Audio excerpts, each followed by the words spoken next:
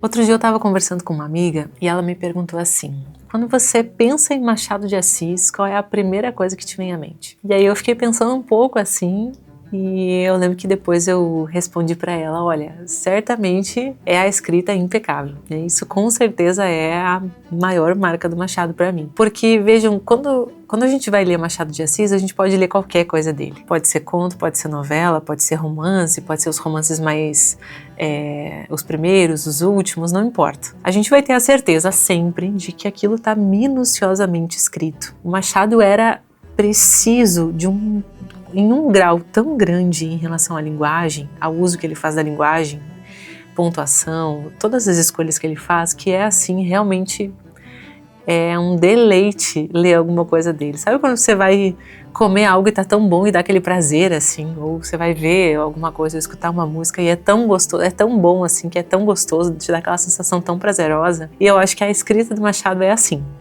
A gente, não importa o que a gente tá lendo, se a gente lê um parágrafo, aquilo já vai nos causar esse prazer assim, porque realmente é algo muito bom. Agora, qual será que é o segredo, né, por trás desse encanto? Qual será que é o segredo para que quando a gente lê o que ele está escrevendo, seja tão bom e tão agradável? A proposta do vídeo hoje é um pouco diferente dos vídeos que a gente vem fazendo até aqui, né? A ideia é que juntos a gente consiga desvendar os segredos que fizeram com que o Machado seja o escritor que ele é. Então a gente vai fazer uma análise aqui de escrita, né? Vamos pegar os textos e analisar juntos esses textos e ver aonde que está esse segredo. Vamos lá! Bem, nós já conhecemos bastante bem, né, as grandes histórias do Machado, então a gente já conhece aí seus grandes livros, os seus personagens inesquecíveis, as suas inovações literárias, né, e tantas outras coisas que vão fazer com que ele seja, de fato, o maior escritor da literatura brasileira. Esse é um título que ele realmente merece. E a ideia aqui, de fato, não é fazer uma análise muito extensa desses aspectos, porque isso vocês já têm em outros vídeos aqui no canal, falando sobre o Machado, né? E também porque isso, em geral, a gente aprende antes na escola, a gente, sei lá, estuda para vestibular, ou a gente vai estudar um pouquinho sobre o Machado e já tem uma noção desses aspectos, né? Só que realmente, para além disso, que é muito bom, né, em relação ao Machado, para além de toda essa questão da importância dele, dos recursos, das personagens, dos enredos, existe esse outro segredo que é tão importante quanto, que é a sua habilidade de escrita. E de fato, aqui a gente vai fazer a leitura dos seus trechos mais emblemáticos. Eu selecionei aí 3 trechos especialíssimos para que a gente possa identificar juntos onde estão os pontos aí de segredo da escrita dele. Então esse é um vídeo que é muito bom para conhecer o Machado com mais profundidade, para entender o efeito da escrita naquilo que ele consegue produzir em nós, em relação à história, em relação aos nossos sentimentos como leitores, lendo aquele livro, e também para que a gente consiga aprender com ele. Então também vai ser um vídeo que vai acabar nos ajudando um pouco no nosso domínio de língua portuguesa, porque a gente vai enxergar o que ele fez no texto e a gente pode inclusive depois replicar isso nos nossos textos. Então digamos que a gente vai ter 3 vantagens fazendo esse exercício aqui juntos. Então eu selecionei para a gente fazer essa análise trechos dos seus 3 romances mais importantes, que é a sua conhecida trilogia realista, né? São ali os 3 maiores romances da sua fase realista. Então a gente vai ter o Quincas Borba, né, o Memórias Póstumas de Brás Cubas e o Dom Casmurro. E para a gente fazer essa análise, a gente vai seguir a seguinte ordem. A gente vai começar pelo Brás Cubas, depois a gente vai para o Quincas Borba e depois a gente vai para o Dom Casmurro. Eu escolhi nessa ordem porque a gente vai ver aspectos diferentes nesses 3 textos e a gente vai ver um caminho de raciocínio diferente, assim, um recurso diferente em cada um deles, que eu acho que eles se complementam muito bem quando a gente vê nessa ordem, por essa perspectiva. Porque um vai ser mais frio, assim, mais preciso, o outro vai ter uma proposta um pouco diferente em relação à voz do personagem, até a gente chegar no apoteótico emocional aí do Dom Casmurro com o Bentinho narrando a sua história. Então a gente vai ter um caminho de 3 escritas que contribuem para que tenha esses efeitos, para que a gente tenha esses efeitos bem diferentes entre si. Essa é a ideia. Agora, antes de continuar, se aguente firme, pega aí algum papel se você quiser anotar alguma coisa e lembra também de deixar a tua curtida aqui no vídeo, se inscrever no canal, né, fazer os comentários aí já do que você está esperando do vídeo, para que a gente consiga ir produzindo coisas semelhantes a essa. Vamos ver se vocês vão gostar, certo? Agora, nós vamos começar então com Memórias Póstumas de Brás Cubas, e a gente vai começar essa análise com o primeiro capítulo. Então, quando você pega o Memórias Póstumas, vai ter lá a dedicatória, que é inesquecível, né? Ao verme que roeu, etc. Então, a gente vai ter essa dedicatória inesquecível. Vamos ter ali prólogo, enfim, alguma questão ao leitor. E a gente vai partir essa análise do primeiro capítulo mesmo, que é quando o Brás Cubas conta sobre a sua morte, né? É o capítulo onde ele conta o óbito do autor. O que nós vamos fazer? Vamos fazer uma primeira leitura do trecho selecionado. A gente está falando aqui de basicamente 2 parágrafos selecionados ali.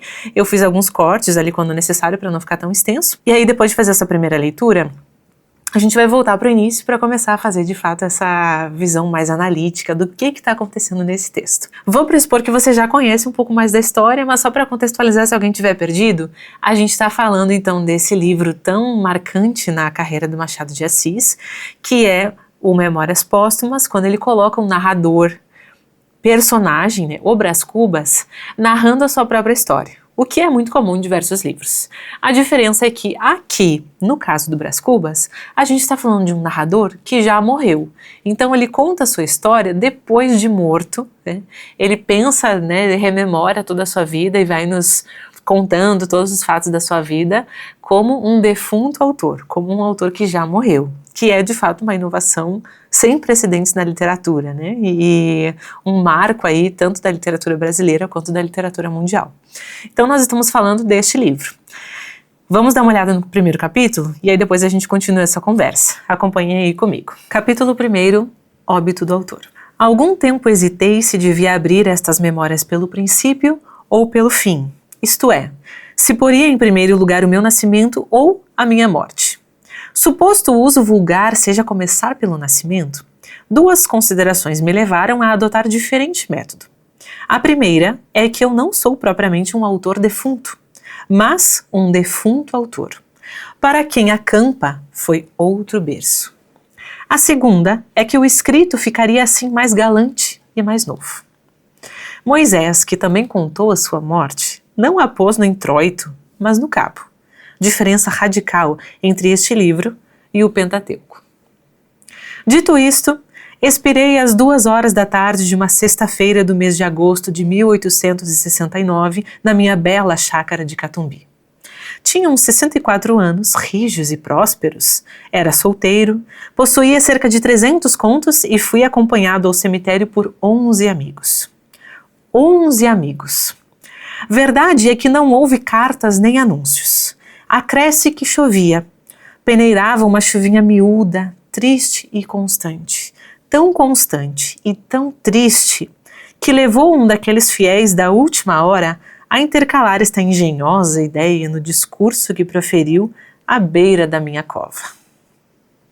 Bom e fiel amigo, não me arrependo das 20 apólices que lhe deixei. E foi assim que cheguei à cláusula dos meus dias. Foi assim que me encaminhei para o Undiscovered Country de Hamlet, sem as ânsias nem as dúvidas do moço príncipe, mas pausado e trôpego, como quem se retira tarde do espetáculo. Muito bem, espetáculo é essa escrita, né, gente? Qual que é a primeira coisa que a gente vai perceber quando a gente pensa nessa escrita? Bom, vocês percebem que existe aqui um tom irônico, né, que é inevitável que a gente perceba em todos os momentos, e a gente vai agora sinalizar onde ele está acontecendo também, porque que a gente sente essa aura assim, de ironia o tempo todo. E a gente tem aqui uma descrição muito metódica, que é inesperada para um relato de morte. Por quê? Quando nós pensamos na realidade da morte, do velório, do enterro, da memória sobre a vida, né, do fim da vida, a gente costuma pensar nessa realidade mais emotiva, mais sentimental, né, de pensar, né, a gente vai falar sobre o falecido, a gente fala palavras lindas, a gente lembra das coisas boas que ele fez, né, então a gente, quando lida com a morte em ocasiões assim, formais, né, de velório, enterro, ou lembra dos nossos entes queridos, em geral, né, quando a gente fala com as outras pessoas, a gente costuma usar essa postura. Vejam que aqui o Brás Cubas não usa essa postura, ele é totalmente frio, calculista, né? E ele é muito metódico. Então, ele começa a narrativa da sua própria morte ponderando de que forma ele faria essa narrativa. Então, vejam que aqui no início a gente pode perceber, né? Quando ele diz, há algum tempo hesitei se devia abrir estas memórias pelo princípio ou pelo fim. Ele finge uma hesitação. Esse algum tempo hesitei que está aqui no início, na verdade é um fingimento para nós de que ele está de fato hesitante e espontâneo falando conosco. Esse é um recurso que o Machado usa para nos aproximar enquanto leitores. Então a gente se identifica assim e pensa, nossa, o que será que esse narrador vai fazer? Como ele vai contar a sua história? Ele estava hesitante. Então cria assim uma atmosfera como se fosse um pouco mais espontâneo, mas na verdade é totalmente o contrário, porque o Brás Cubas aqui está sendo totalmente calculista. Depois a gente vai seguir com a reflexão dele, e aí ele vai dizendo, né? Algum tempo hesitei se devia abrir estas memórias pelo princípio ou pelo fim, isto é, se por em primeiro lugar o meu nascimento ou a minha morte. Então ele começa aqui, digamos que com uma dúvida burocrática, a gente poderia pensar assim, né? Se ele começa pelo nascimento ou pela morte, como que acontece? E ele começa a refletir sobre isso junto conosco, né? Então aqui, logo em seguida a gente tem essa oração em que o Machado começa dizendo, suposto o uso vulgar seja começar pelo nascimento, né? Ou seja, considerando que o normal, o mais utilizado, o mais comum e até o mais sem graça, o uso vulgar, muito interessante esse termo que ele usa, né? É começar pelo nascimento. Duas considerações levaram ele a adotar esse diferente método. E ele vai nos dizer quais são essas considerações. Então aqui, vejam, você imagina um defunto pensando na sua própria vida usando, sei lá, 2 pontos e enumerando considerações? Aqui a gente começa a ver as marcas da ironia, certo? Desde o início. Então a gente está pensando na pessoa que morreu, que está falando sobre si mesmo, mas que está com esse pensamento frio a ponto de enumerar coisas. Começa com a primeira. A primeira, qual é? Que eu não sou propriamente um autor defunto, mas um defunto autor. O que nós temos aqui? Nós temos aqui um substantivo autor, vocês estão acompanhando aí comigo, e nós temos um adjetivo que é defunto, certo? Qual que é a graça desse trecho? A graça é que o Machado escolhe fazer uma inversão sintática. Então a gente tem primeiro autor defunto, substantivo depois adjetivo. Esse é o uso mais comum em língua portuguesa, é o uso que a gente mais faz o tempo todo, né? Essa ordem, substantivo e depois adjetivo, ou seja, primeiro é o nome, o substantivo, e depois é a característica, é o adjetivo. E depois ele introduz essa outra oração ali para nós, para fazer uma inversão sintática, um defunto autor. O que isso produz, gente? Além da brincadeira, né? Porque fica essa comicidade, assim, esse humor mordaz, ácido, que é tão próprio do Machado, a gente também tem uma mudança de sentido, porque o que acontece? Um autor defunto é uma pessoa que já escrevia, mas que morre, certo? Esse é um autor defunto, é um autor falecido. Então era uma pessoa que era autora, mas que, por circunstância, faleceu. Então existe aqui uma dinâmica diferente. Agora, quando nós pensamos na ideia do defunto autor, nós estamos pensando justamente na chave de compreensão desse trecho do Machado, que é o seguinte. Nós não estamos falando de alguém que foi escritor a vida inteira e que faleceu. Nós estamos falando de um personagem que morreu e que decide ser um autor depois da morte. Vocês percebem? Isso é construído pelo Machado apenas por meio da inversão sintática do adjetivo e do substantivo. É impressionante, né? Como uma simples troca de palavra é capaz de produzir o sentido que vai ser a chave de leitura de todo o livro.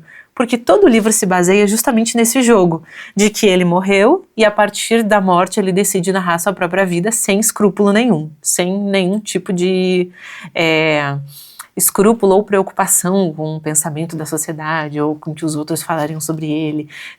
O Machado liberta o Brás Cubas de qualquer tipo de respeito humano ou de escrúpulo em relação às outras pessoas. Ele está morto, não importa mais o que pensam sobre ele. Então ele é capaz de dizer qualquer coisa que lhe venha à cabeça. Esse é o recurso de transformar o Brás Cubas em um defunto que virou autor. Vocês percebem? E isso acontece por causa dessa inversão sintática. Que autor é esse? Esse autor, esse defunto, para quem a campa foi outro berço. Campa é um sinônimo de túmulo, sepultura, lápide, certo? Então, o que o Brás Cubas está falando aqui pra gente? Que a morte dele foi um outro nascimento. A gente percebe isso através dessa sinonímia ali da campa, que foi um outro berço. Ele compara a sepultura com um novo berço, com um novo nascimento. Esse é um uso de vocabulário muito interessante. Aí vejam, segue a enumeração, inclusive com um ponto e vírgula. Tem uma coisa que eu adoro no Machado, que é o uso do ponto e vírgula. Ele é um mestre em fazer isso. Não é qualquer autor que é capaz de usar ponto e vírgula tão magistralmente quanto Machado de Assis. Porque esse é um tipo de pontuação delicado. Tão delicado que, se você for pensar, nós encontramos cada vez menos na escrita por aí, né? Porque ele não é tão simples de ser usado. Quando separar com ponto e vírgula uma frase. É difícil que um autor tenha a percepção sensível da escrita de realmente usar no lugar certo, né? Em geral, os textos vão ter ponto final, vírgula, travessão quando muito, um travessão assim de destaque, né? Ou parênteses. Mas o ponto e vírgula é muito elegante, né? E aí a gente segue com a enumeração. Então, qual é a segunda consideração que levou Brás Cubas a começar pela morte? É que o escrito ficaria assim mais galante, né? Ou seja, mais elegante, né? E mais novo. Vejam que, e novo no sentido também de inovador, inclusive, diferente do restante.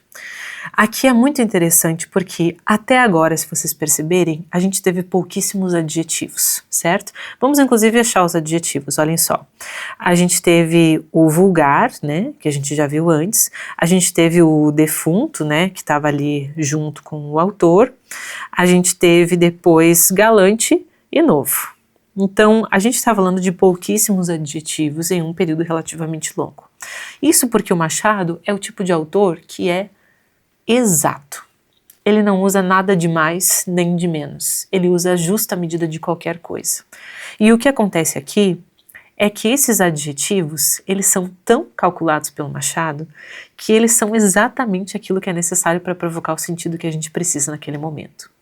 E digamos que o uso dos adjetivos é aquele ponto em que a gente separa os homens dos meninos. Um bom escritor, de fato, sabe usar os adjetivos, porque adjetivos demais são como se fosse aquela comida temperada demais, sabe? Quando a comida tem tanto tempero que chega a não ter gosto nenhum, assim, ou tem um gosto forte que ninguém aguenta, se eu boto tempero demais, né? Ah, eu vou exagerar, boto orégano demais na comida, fica aquele gosto horrível de orégano demais. Ou quem nunca foi botar um pouquinho de pimenta e de repente caiu pimenta na comida e já era comida, né? Depois é difícil até de consertar. A gente pode pensar nos adjetivos como esse tempero da escrita, esse tempero do texto. E quando tem demais, a escrita ela perde potência, ela perde sentido, ao invés de ganhar, né? Porque o adjetivo em excesso demonstra que o autor ele não sabe nos mostrar de outra forma aquilo que ele quer nos expressar. Sempre, sempre, sempre, isso é uma coisa que eu aprendi desde o início, quando eu comecei as minhas primeiras oficinas de escrita. E que quando a gente observa em grandes textos, é exatamente isso que acontece. Um bom escritor economiza em adjetivos e nos mostra as coisas por outros recursos. É o que o Machado faz aqui. Aí vejam, depois que a gente tem toda essa construção aqui de pensamentos dele, a gente vai ter a introdução de algo muito importante, que é uma comparação aqui que ele faz, uma referência que nós vamos ter aí como intertextualidade. O que é? Ele vai citar Moisés, e ele vai citar Moisés como alguém que também supostamente contou a sua morte, e que não colocou, mas que, diferente do Brás Cubas, né, o Moisés não colocou a sua morte no início, mas no final, ou seja, não colocou a sua morte no introito, mas no cabo, aqui início e final. Início e fim, aliás, perdão. Então vejam, esta é a diferença radical entre o livro do Brás Cubas e o Pentateuco. O que acontece? Vejam que o Brás Cubas aqui, ele simplesmente faz essa comparação mordaz, comparando a sua própria história com os 5 primeiros livros da Bíblia. Esse é o Pentateuco, né? Então a gente vai pensar ali, Gênesis, Êxodo, Levítico, Números e Deuteronômio. São os 5 primeiros livros da Bíblia, que pela tradição realmente teriam sido escritos pelo Moisés, pelo profeta Moisés mesmo, né? Só que o que acontece? No final ali do Deuteronômio existe o relato da morte do Moisés. Enfim, aí tem toda uma discussão ali exegética, né? Se foram outros autores, se foi um acréscimo posterior feito pelo Josué ou por outra, né, outra pessoa ali que estava junto com Moisés, enfim. Essa é uma discussão que não entra aqui. Mas vejam que o Machado, ele tem um repertório cultural tão encantador, porque a gente já vê a primeira intertextualidade já no primeiro capítulo, né? Que é essa relação com os livros da Bíblia, o Pentateuco. E não bastasse isso não é apenas uma intertextualidade, mas é algo que reforça esse tom irônico e mordaz que o Machado está construindo aqui conosco por meio do Brás Cubas. Então, podemos pensar nisso. Depois, dito isto, aí o que vem? Aí vem a burocracia, como se o Brás Cubas estivesse num cartório falando pra gente, né? Expirei às 2 da tarde de uma sexta-feira do mês de agosto de 1869, 69, na minha bela chácara de Catumbi. Ou seja, frieza total, não existe aqui nenhuma emoção no Brás Cubas, ele está simplesmente nos dizendo como se ele estivesse no cartório. Todas as informações. Então o que ele nos diz? A hora da morte, o dia da morte, o mês, o ano e onde ele morreu. Todos os dados que a gente precisa para fazer a sua certidão de óbito, certo? Depois ele segue sempre com esse recurso, e isso é uma coisa que o Machado sempre faz, né, do sujeito oculto, para não ficar repetindo muitos pronomes, né, então ele segue depois com a idade que ele tinha, 60 anos, mas não 64 anos simples, eram 64 anos rígidos e prósperos, ou seja, firmes, fortes e prósperos, né.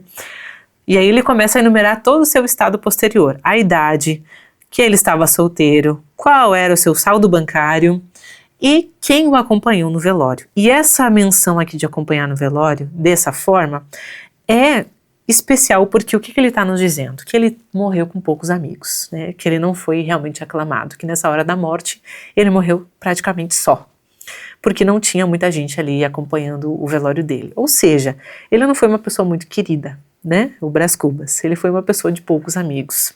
E poucos amigos compareceram a esse momento da morte. Isso também é uma forma do Machado debochar dessas convenções de morte, assim, de momento da morte humana, né? Então, todo esse processo de velório, de discurso, enfim, ele, digamos que traz isso sob uma perspectiva irônica também. É uma crítica social, como várias outras que o Machado vai fazer ao longo da obra. E aí, o que acontece? Ele está nos falando ali todos esses dados técnicos, e aí logo em seguida ele faz uma repetição interessante. Então ele nos diz ali que ele foi acompanhado pelos 11 amigos, e depois ele repete 11 amigos com uma exclamaçãozinha. Isso intensifica essa ideia, né, de que ele só tinha esses 11, né, isso é um recurso de ênfase. Vejam que isso não chega a ser nenhuma oração completa, é só uma frase, né, uma repetição, logo depois, que vai fazer com que a gente enxergue de novo essa informação. Por quê? A gente vem de uma série de informações enumeradas, certo?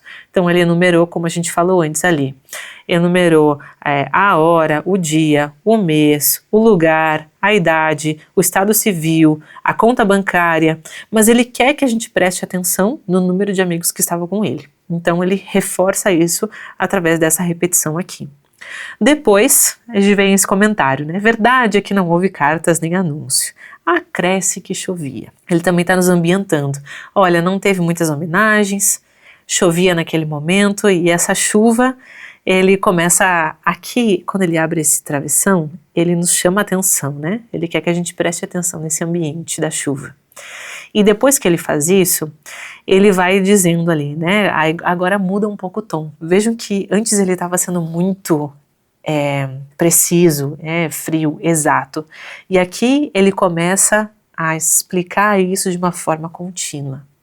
Peneirava uma chuvinha miúda, triste e constante, tão constante e triste, que levou um daqueles fiéis da última hora a intercalar esta engenhosa ideia no discurso que proferiu à beira da minha cova. Vejam que o que acontece é que o Machado reproduz sintaticamente nesse trecho aqui essa ideia dessa chuvinha constante. Como que ele faz isso?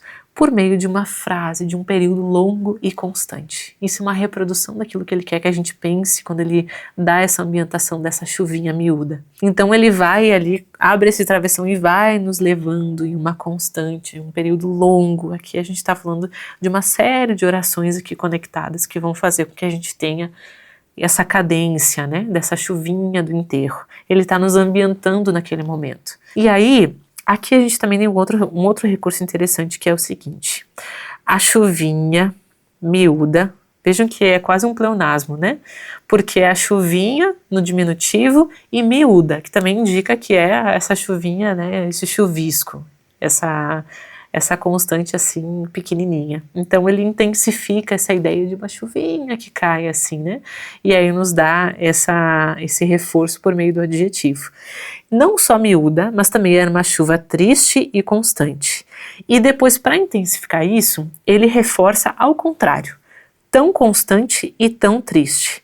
Por que que isso acontece? Vejam, ele nos diz que a chuva é miúda, triste e constante, e depois ele reforça que ela era tão constante, e quando ele bota triste no final, e tão triste, ele está enfatizando muito mais a ideia da tristeza da chuva, porque ele coloca isso no final. Isso é o que fica mais marcante para nós quando a gente está lendo. Então, quando a gente lê, a gente fica com essa sensação de que realmente a chuvinha era triste. Além de tudo que está ali, a gente presta atenção nisso. Por quê? Por causa da ordem em que isso foi colocado. Então ali, no final, vai expressar isso para nós. Depois, essa chuvinha triste foi o que levou um daqueles fiéis da última hora, e aí ele volta para o tom jocoso, né? Essa engenhosa ideia no discurso, intercalar essa engenhosa ideia no discurso. Um dos amigos vai falar na cova, né, ali na hora de enterrar, e eu suprimi para não ficar muito longo o trecho, mas quando você for ler, você vai poder ver o discurso do amigo. É um discurso totalmente contrário ao que está aqui, porque é todo pomposo, cheio de palavras e emoções, né? Muito diferente do tom que o Brás Cubas está usando para narrar sua morte. Então ele é muito prático.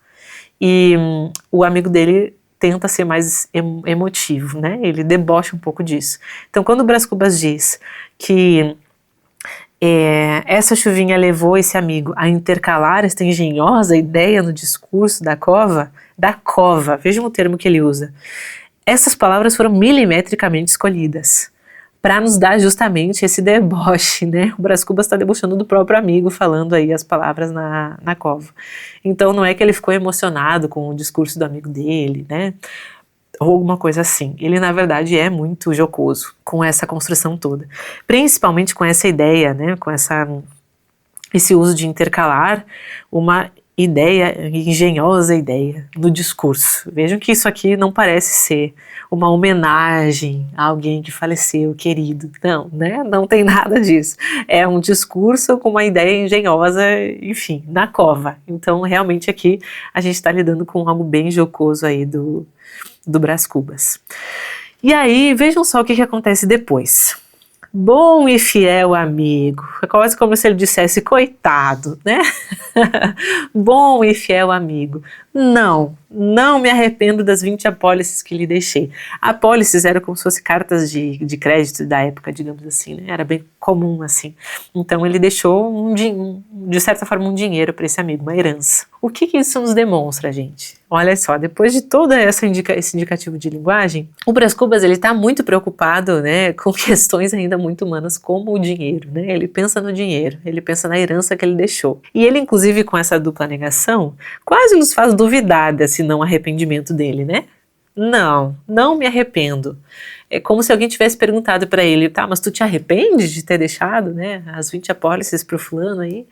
E aí ele faz essa dupla negação como se alguém tivesse perguntado alguma coisa. Essa dupla negação também não é ocasional, é para justamente dar essa marca que também vai acompanhar o Brás Cubas ao longo de todo o livro, em que ele às vezes se justifica a si mesmo, ou ele se conta uma mentira sobre alguma coisa, para se convencer, assim, de que ele na verdade é umas justificativas morais, né, de que ele na verdade é mais virtuoso, né, ele estava pensando pelo bem, ele foi generoso. Então aqui na verdade a gente está falando de uma pessoa totalmente avarenta, né, mas o que acontece? Essa dupla negação dá uma ilusão de que realmente ele não se arrepende de ter deixado. Ele tá muito feliz de ter sido generoso com o amigo dele, o que não nos convence muito, né? Convenhamos. Por mais que ele dê essa exclamação ali inicial, bom e fiel amigo, né? Bom, e são dois adjetivos interessantes, né? Bom e fiel, parece que tá falando de um cachorro quase, né? São dois adjetivos interessantes aqui que o Brás Cubas usa para narrar, né? Para falar do amigo dele. Bom, e foi assim que cheguei, olhem o termo que ele usa depois, a cláusula dos meus dias. Parece que está terminando um contrato, vocês não concordam, né? Parece que está terminando aqui um contrato, assim, um cartório ali com uma cláusula, um termo aí assinado, né? Realmente aqui tem uma burocracia, uma aura assim fria e calculista de novo aparecendo, né? Então não é que chegou a missão, ou sei lá que tipo de palavra que a gente poderia usar, né? A experiência da vida, a narrativa, não, é a cláusula mesmo, né? É um negócio de contrato, é um negócio contratual e frio. E ele, inclusive, utiliza uma repetição aqui bem interessante, deixa eu mostrar para vocês, é um paralelismo, né? E foi assim que cheguei à cláusula dos meus dias, foi assim que me encaminhei para etc.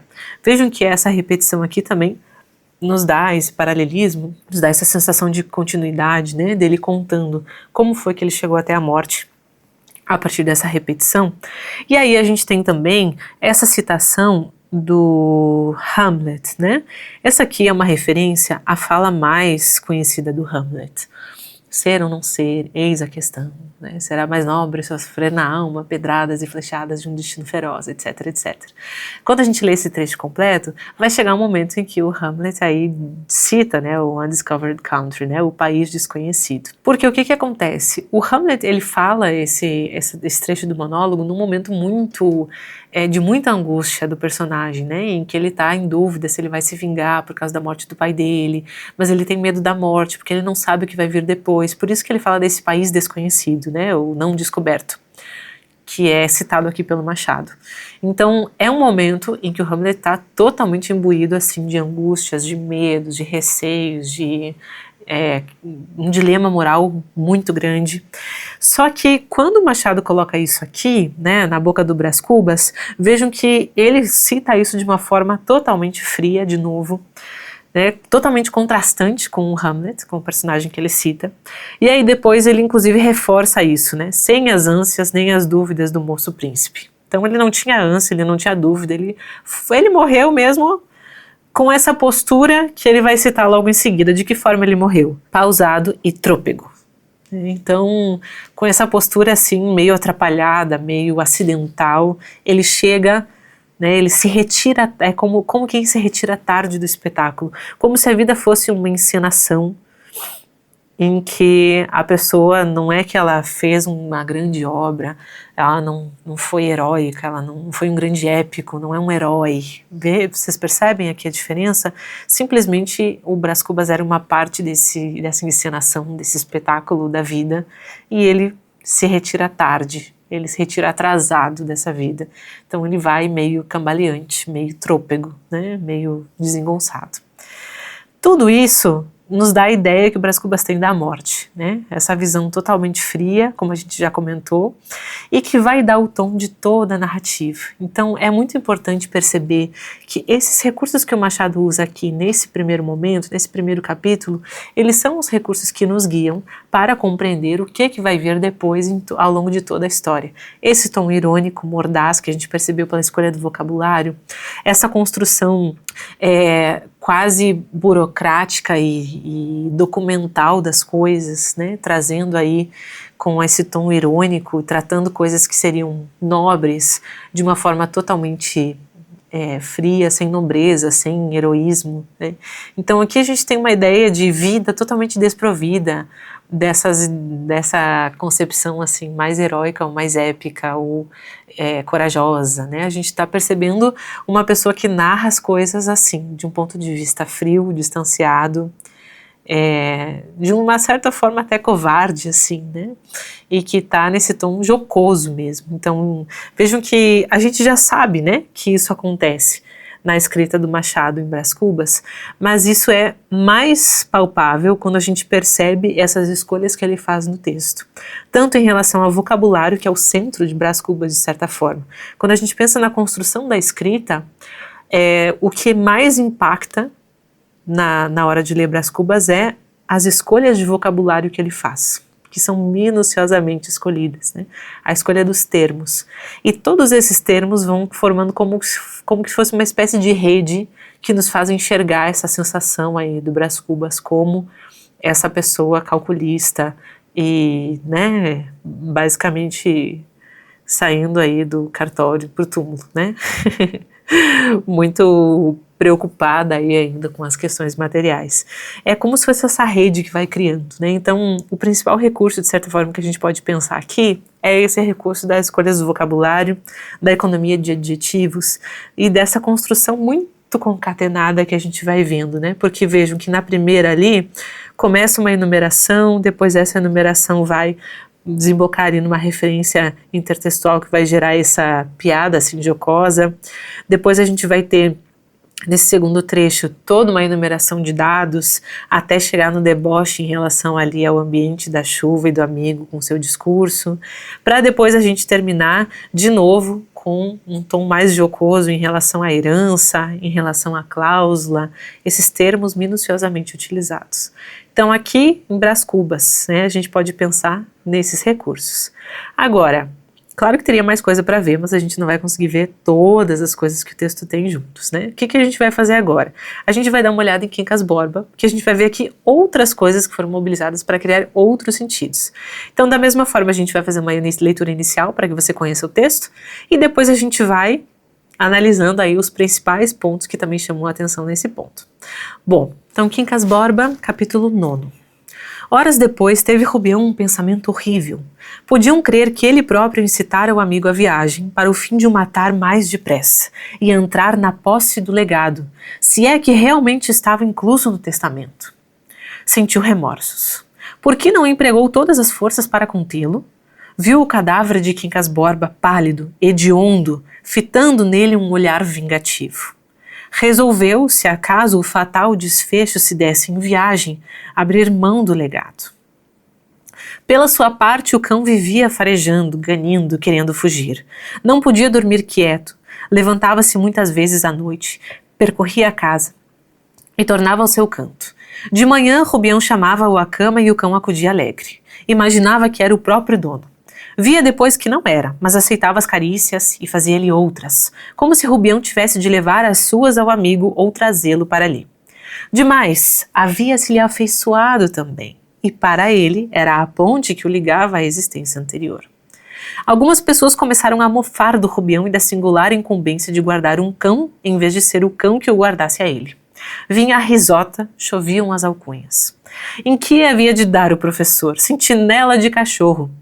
Rubião tinha medo da opinião pública. Com efeito, parecia-lhe ridículo. Fugia aos olhos estranhos, olhava com fastio para o animal, dava-se ao diabo, a renegava da vida. Não tivesse a esperança de um legado, pequeno que fosse. Era impossível que ele não deixasse uma lembrança. Bom, capítulo 9 aqui, contextualizando, né? O que nós temos? Nós temos o Rubião, nesse momento, assim, Rubião era o amigo que acompanhava o Quincas Borba, né? Quincas Borba era esse filósofo já meio doido, que tinha muitas posses, mas que estava à beira da morte. Rubião, seu fiel amigo, né, estava ali acompanhando o Quincas Borba nos últimos momentos, até que o Quincas Borba resolve fazer uma viagem para o Rio de Janeiro e vai. E o Rubião, então, nesse momento, depois da viagem do Quincas Borba, começa a ter esse pensamento, esse sobressalto. Então, a gente vai ter ali, né? Horas depois, teve Rubião um pensamento horrível. Começamos daí. Vejam que aqui a gente tem uma frase curta, marcante, que vai nos dizer esse momento, assim, de crise do Rubião, né? Teve um pensamento horrível. Que pensamento horrível foi esse? Aqui a gente vai ter uma sucessão de coisas, de pensamentos, de frases. Então, podiam crer que ele próprio incitara o amigo à viagem. Para quê? Para o fim de o matar mais depressa. Para quê? Entrar na posse do legado. se é que realmente estava incluso no testamento. Vejam que aqui o Machado faz uma sequência de período grande. A gente tem várias frases em sequência. Isso é uma forma dele nos levar a entrar no pensamento do Rubião, por meio da forma como as frases são organizadas. Então, o Rubião teve esse pensamento horrível e foi um pensamento levando para o outro, né? Podiam crer que ele tinha incitado o amigo para matar ele mais depressa, para receber o legado, mas será que ele ia receber essa herança ou não, que é algo que ronda o Rubião o tempo todo, né? Então aqui, de fato, essa construção da sequência das frases, uma depois da outra, por meio das vírgulas, né, é que vai fazer com que a gente tenha essa sequência quase inevitável do pensamento que está atormentando o Rubião, e a gente meio que entra na cabeça dele para entender isso. Então um recurso justamente muito interessante, né, de fazer esse período longo para nos fazer pensar isso. Vejam que é diferente quando a gente tem a outra frase, né, que vai a seguir ali, o outro período, sentiu remorsos. Então a gente vem de um período muito longo, são praticamente 3, 4 linhas, para chegar em 2 palavras. Isso é de fato uma quebra total nessa construção, porque tem uma longa frase para depois chegar numa frase curta, né, para chegar nesse momento de então existe uma interrupção e o Rubião, nesse fluxo de pensamento, sente remorso daquilo que ele estava pensando. E aqui, em seguida, a gente vai ter isso aqui, ó. Porque não empregou todas as forças para contê-lo. Quem se questiona? O Rubião se questiona. Só que o narrador que está nos contando essa história não é o Rubião, é um narrador onisciente. Então o que acontece aqui é que, de fato, existe esse questionamento, né, de por que não empregou todas as forças para contê-lo.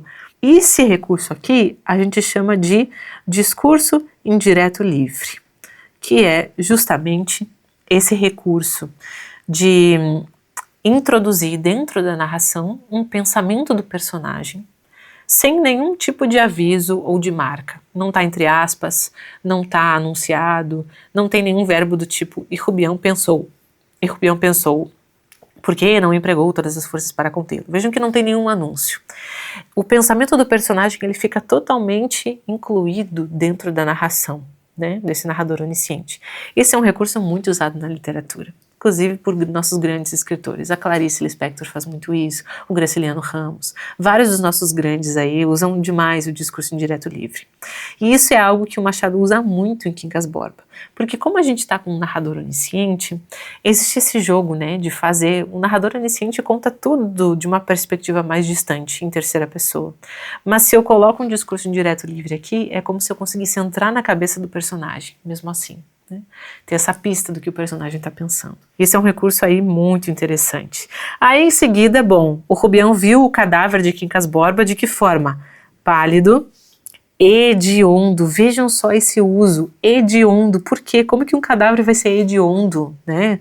Seja essa maldade extrema.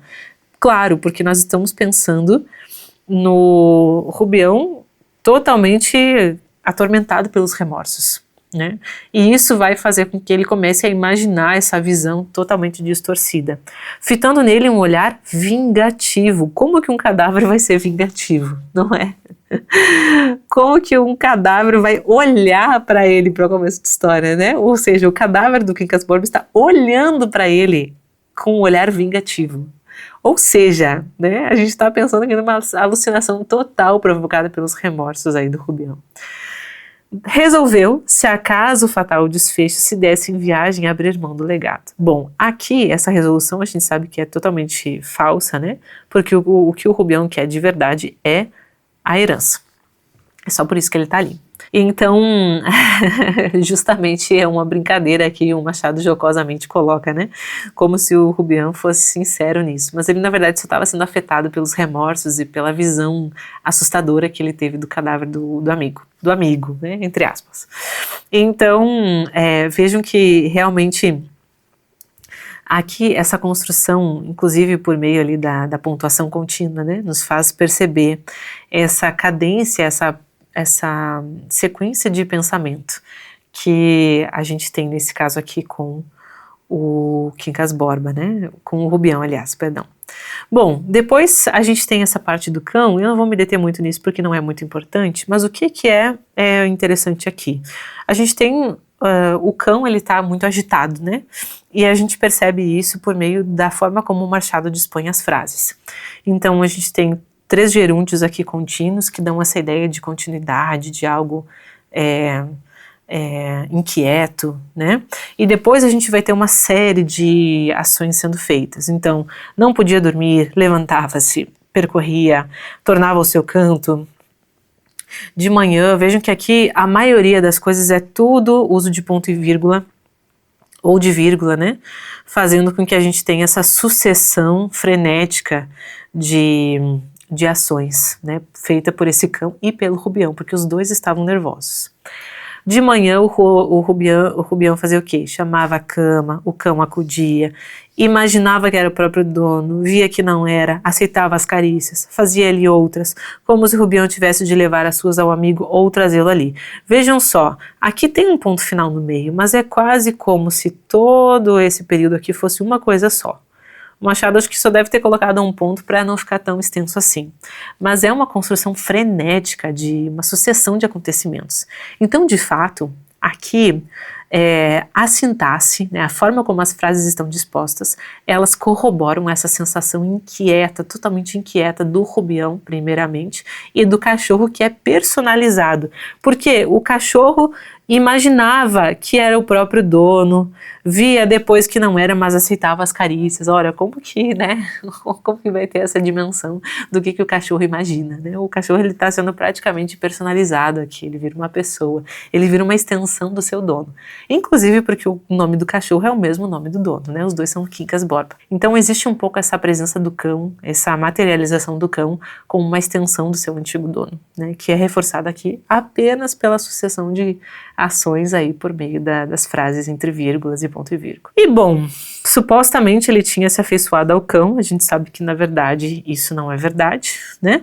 Porque é o que acontece depois aqui no outro trecho, em que a gente vai ver que aqui entra a questão da opinião social, né? Algumas pessoas começaram a mofar do Rubião, debochar dele, né? Brincar com ele. E dessa singular incumbência, esse uso aqui que o Machado faz, é essa escolha justamente para debochar mais ainda, né? Do fato de que ele estava cuidando do cão e não era o cão que estava o cuidando ou o acompanhando, né? Ele era totalmente essa pessoa que cuida do cão. Eu acho que hoje em dia, né, com essa mudança no comportamento humano em relação aos animais, aos pets, talvez não fosse tão visível, né, esse contraste, mas para a época isso era realmente muito contrastante, né?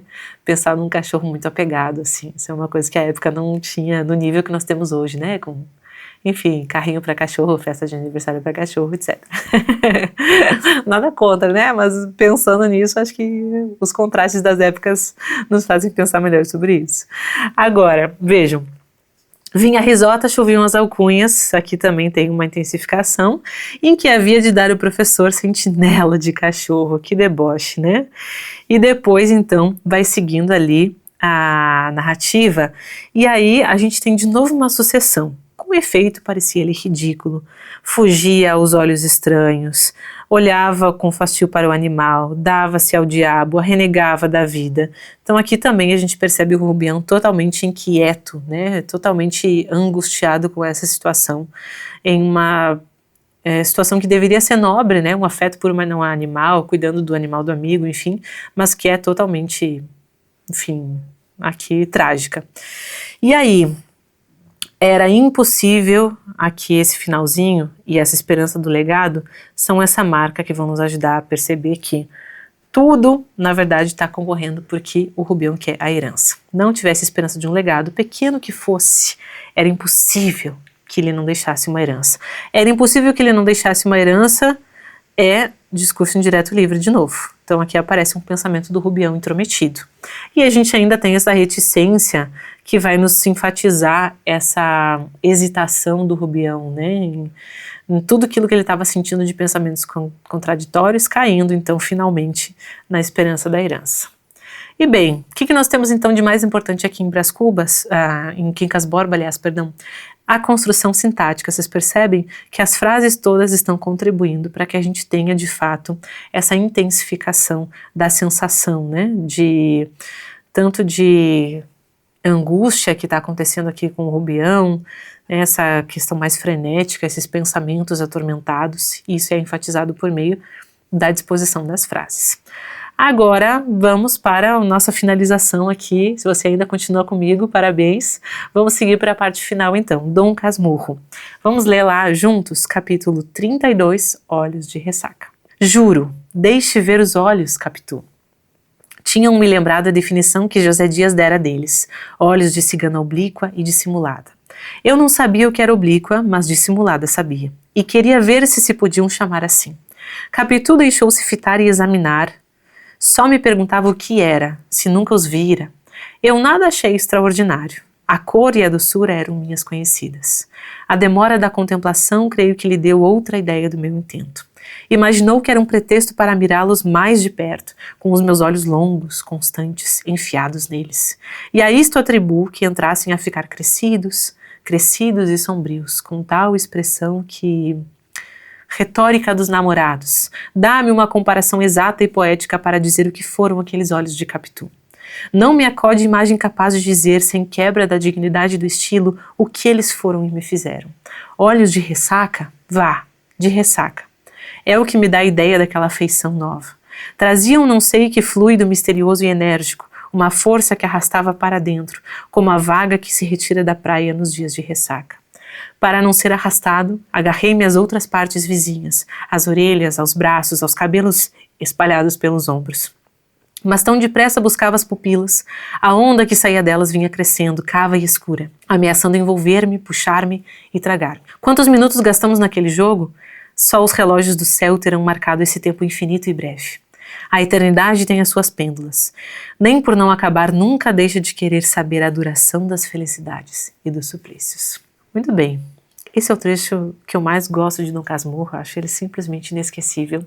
E aí, o que nós vamos perceber? A gente tem o Bentinho aqui, ele entra para ver a Capitu, né? E aí começa a observá-la, já está apaixonado, doidamente apaixonado por ela, os dois jovens. E aí eles conversam, estão conversando, e aí ele vem com essa história, né? Deixe ver os olhos, Capitu. Então ele pede para ela para ver os olhos dela mais de perto.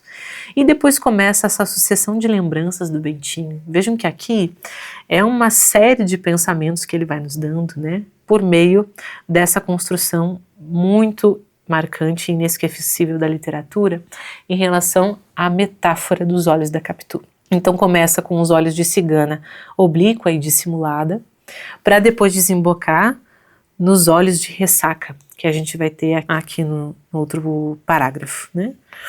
Então vejam, o que nós temos aqui?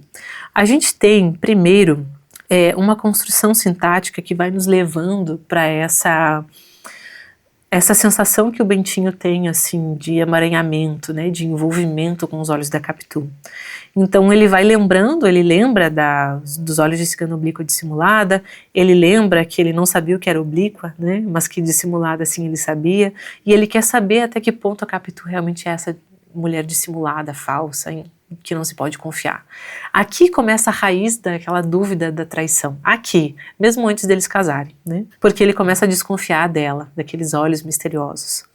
E aqui a gente está falando de toda uma construção que o Machado faz para nos fazer imaginar esse olhar sedutor, mas também perigoso que a Capitu parecia ter para o Bentinho, né? Então, para o Bentinho ela tinha esse olhar assim, tão enigmático.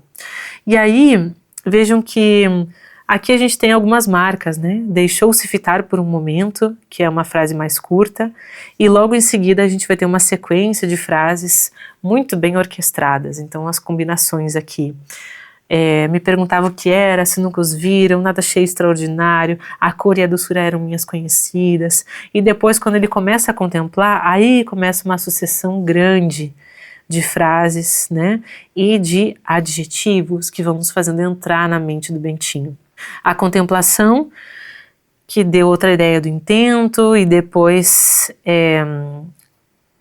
os olhos dele, que supostamente eram longos e constantes, né, enfiados nos olhos da Capitu. Aqui também tem uma questão bem interessante da caracterização do Bentinho, nesse uso de adjetivos.